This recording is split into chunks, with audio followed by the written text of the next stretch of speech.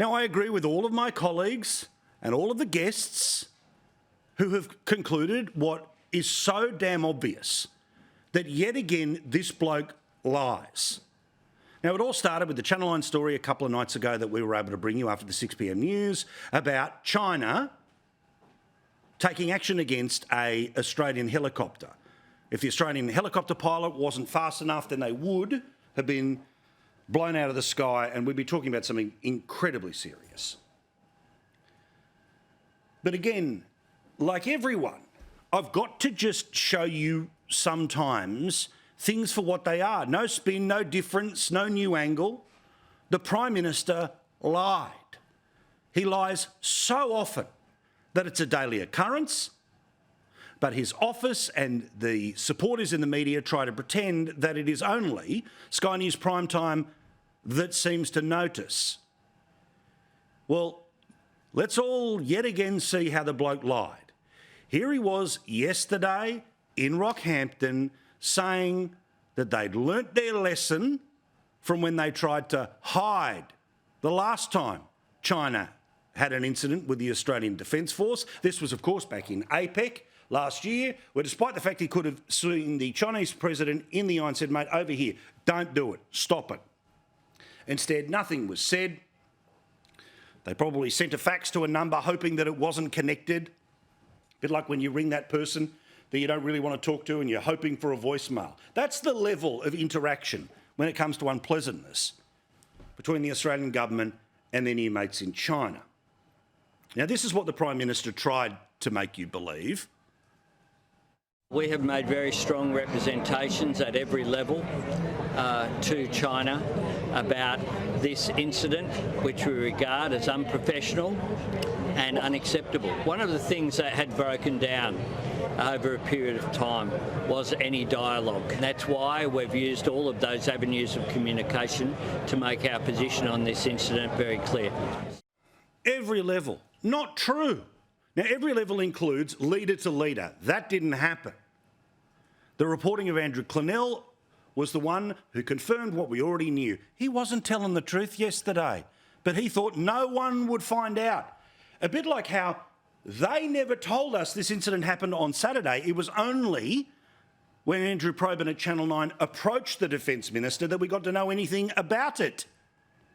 If something as serious as this takes place, you would expect within seconds of it happening that the officials are told in Canberra, and we'll give them a day or so, but the public should know virtually straight away as well. Because when it comes to the safety of the people who defend the country, no exceptions, no weasel words. When it's this dangerous, you tell the people responsible to stop. Or your meeting to Canberra is off in a few weeks' time.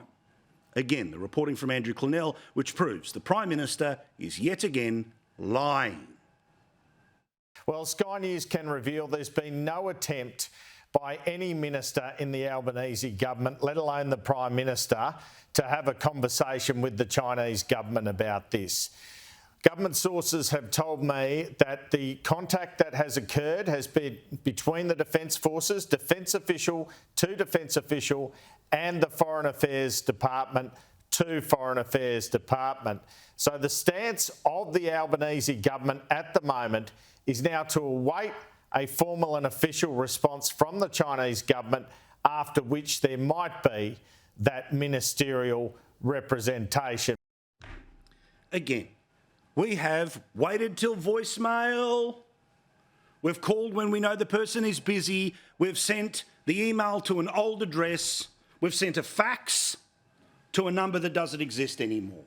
That's how urgent they take it. When confronted about it, the Prime Minister said, anything but the obvious. Well, the Ambassador has already been spoken to about this issue, as has people in Beijing. This is unacceptable and it was unprofessional. The explanation given overnight by Chinese authorities does not satisfy any change to the position that we've taken. Indeed, Sweep it under the rug, pretend it doesn't happen, Jedi mind trick, it's not as serious as it seems. No, I don't want to go to war with China. I don't want Australia to get into a position where it is in that position. But let's also not pretend that they haven't shined lasers in our pilots' eyes. They haven't already sent metal shavings into our planes. They haven't already had spy ships off the coast of Australia. They haven't already hacked the Australian Parliament. They haven't already hacked ASIO. Seriously. For their part, China, well, of course, they know who they're playing with here. The handsome little boy who doesn't want to upset them.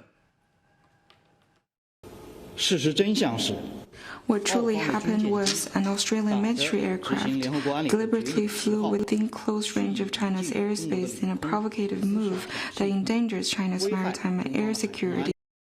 Now, next month, the Chinese Premier, the one below the President, is coming here to Australia. It's part of the resetting of relationships after Australia did that horrible, evil act of war and asked China to explain what happened with a global pandemic that ended up killing millions of people and is killing thousands of people in Australia to this day. Now, the response of the government, rather than this garbage that they're serving up, should be apologise or you're not welcome next month. Oh, but we couldn't possibly do that. Because what would China do in retaliation when they are in the wrong, when they almost killed members of our Defence Force on the helicopter? Oh, taxes on this and tariffs on that.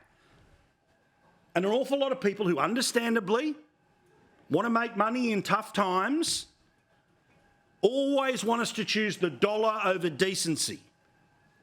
Oh, we've got to have the relationship with China. They're way bigger. It's about whether you stand up for yourself.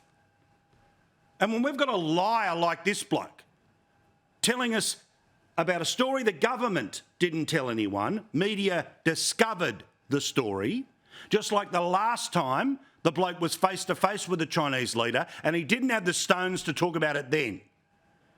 Because you know and I know, the money works. The pockets of voters work in this Prime Minister's favour. But you have to be willing to risk those things when a country almost kills members of your Defence Force, let alone injures them last year in the sonar attack. So unless China says sorry, which they won't, why should we be rolling out the carpet for the people who do this